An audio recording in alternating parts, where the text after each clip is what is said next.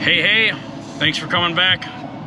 So today, I got off early, and I have 101 things to do like normal.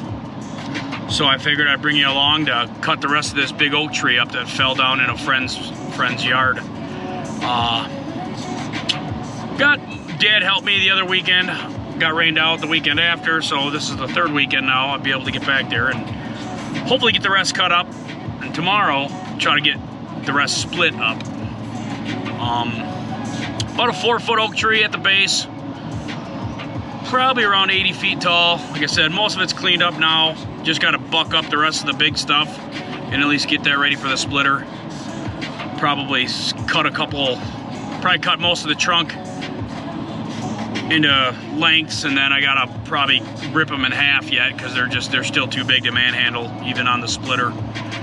So yeah, stay tuned and let's rip on some Husqvarna chainsaws, baby. Yee.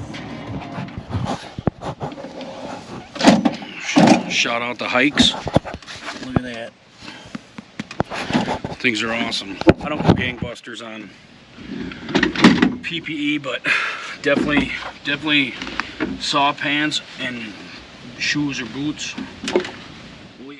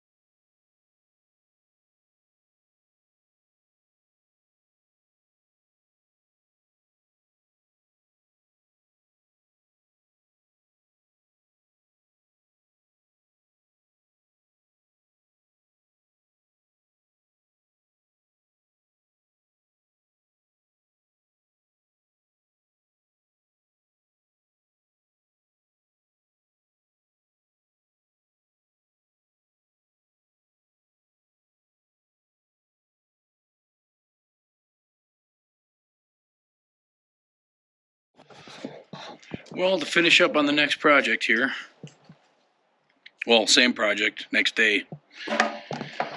Before we get the Axis rolling, this cutting edge on the wedge is just disgusting. It's probably an 1/8 inch worth of flat, at least. We're gonna sharpen it up so it splits just primo. So, bear with me when I start to modify.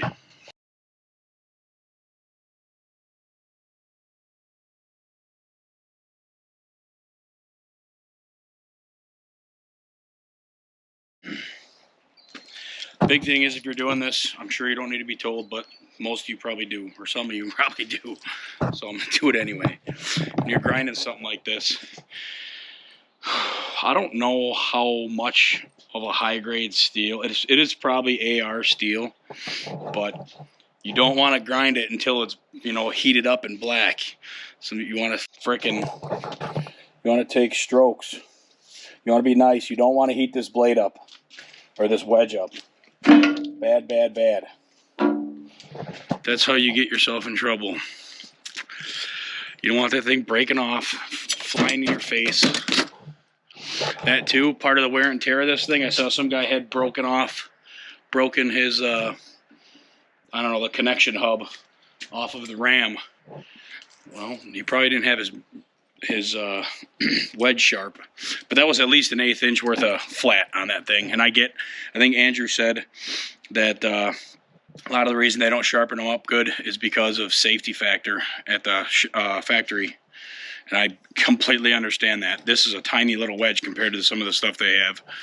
And one wrong step and there goes your pinky toe. So yeah, take time to sharpen them up. I got to do my ultra I gotta do the 4-way and the single wedge. But other than that, yeah, now this thing will split.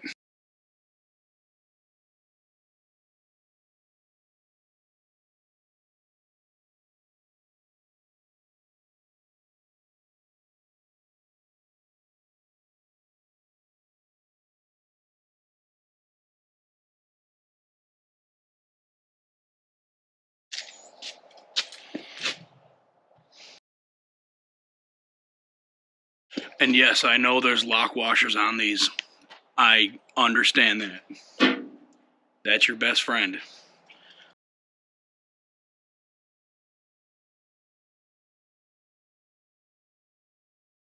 All right, now to go make some money. Well, charity event here. How I break down my firewood, or my big logs down to manhandle them enough. I found out years ago a little trick. Took a saw and plunged it into the wood and made like lines. Usually you want to go, not lines, but notches for the wedges to sit in. Otherwise, trying to hit a wedge through a piece of oak without nothing there is not, it doesn't really work. We have a lot of oak in southern Wisconsin, so there's lots of tricks and stuff I got in my arsenal. Anyway, usually you can see cracks or splits in the wood and you want to follow those. That wood is already naturally splitting, so duh, that makes sense. So on those, I think I've had previous videos where I've tried to break rounds down with just a couple wedges. This is I hope this video shows the perfect example of what I mean, that it usually is pretty easy. Yeah, it takes some labor to do it, but instead of ripping through with a chainsaw, which takes longer, that ain't too bad. This oak tree, yeah, it's pretty big, but it's pretty much one solid growth tree. The other videos I have out there, you'll see that, I think I've even taken the camera and shown you, there's like different sectors of that oak tree that grow together, and it's like one big knotty pile of shit, and it does not break apart easy, and you gotta rip them down with chainsaws. But yeah, I found that little trick years ago. It works awesome. I always just run my little saw. I plunge in about 2 or 3 inches, just enough to get a wedge started. I can usually tell if I need more than one wedge to split it open, so I'll put more, I guess, notches in there with the saw before I go whacking away. But you'll be able to see that. That's pretty self-explanatory. It works great. That's how I do it.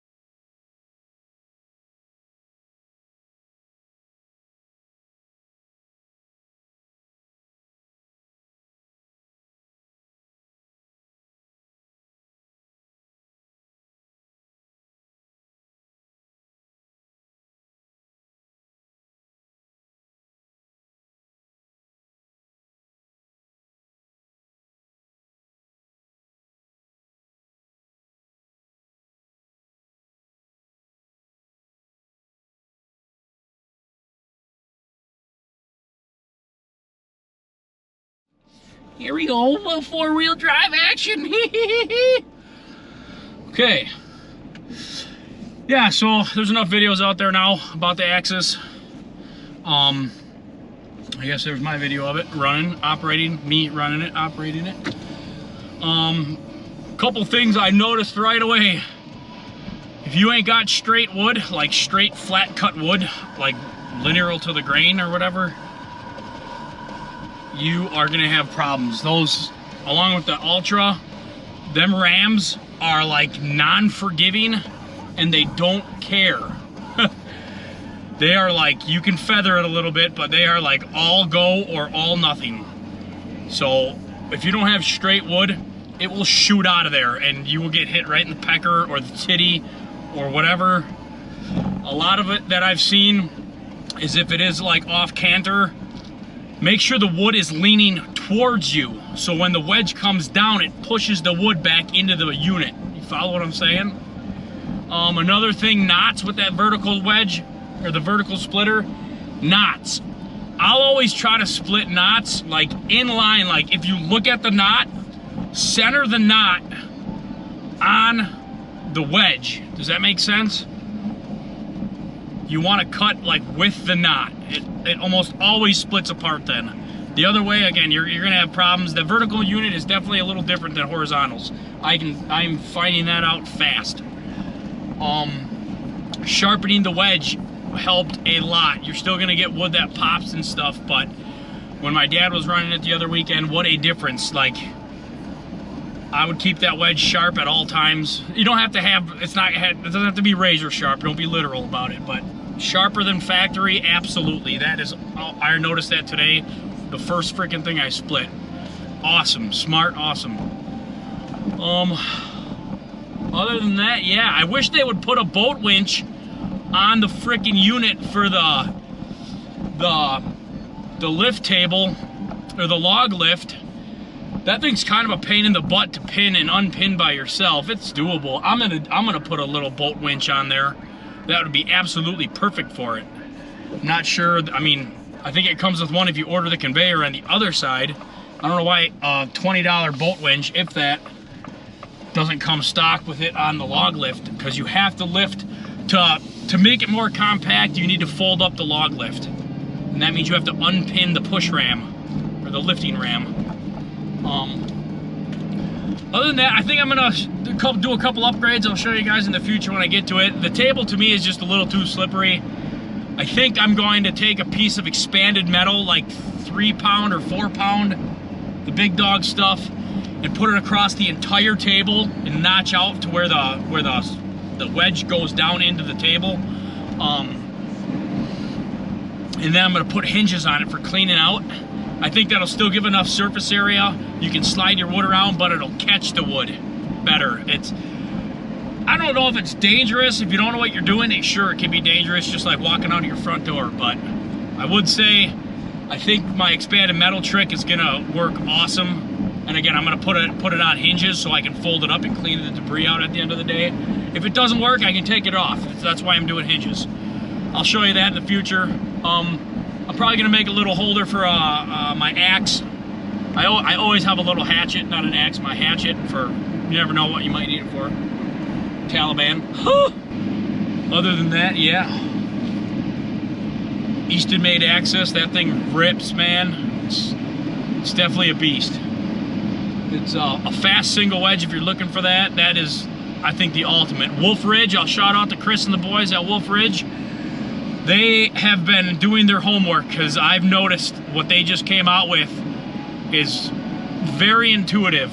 It's definitely not as fast as the EastenMade, I believe, as far as the Axis, but their new vertical machine they just came out with, that's just the first iteration of that unit, and I can already see that they are paying attention. The oscillating frickin' conveyor and stuff, smart. The way they got stuff built, smart. The way they got their fuel shut off and shit, smart. I wish EastenMade would figure out how to, I don't know if they'd want to put linkages or something, that the fuel shut off's actually pretty hard to like maneuver or move. But I wish the fuel shut off was in front of you. I'm really used to my old horizontal splinter of idling the unit down anytime I'm going to grab wood or something. It's just like a habit. And I think that goes a long way with fuel consumption. instead of just running that thing wide open all day long. I'm sticking to it because I've done it for 20 years. Other than that, yeah, the EastenMade Axis is awesome. Wolfridge, you guys are going places with that vertical machine. I don't know what you're charging yet, but if I ever get another unit, I'm probably gonna get that vertical machine you guys got. So if you're listening to this, smart, take your time, do your research, and if it doesn't work, freaking make it work.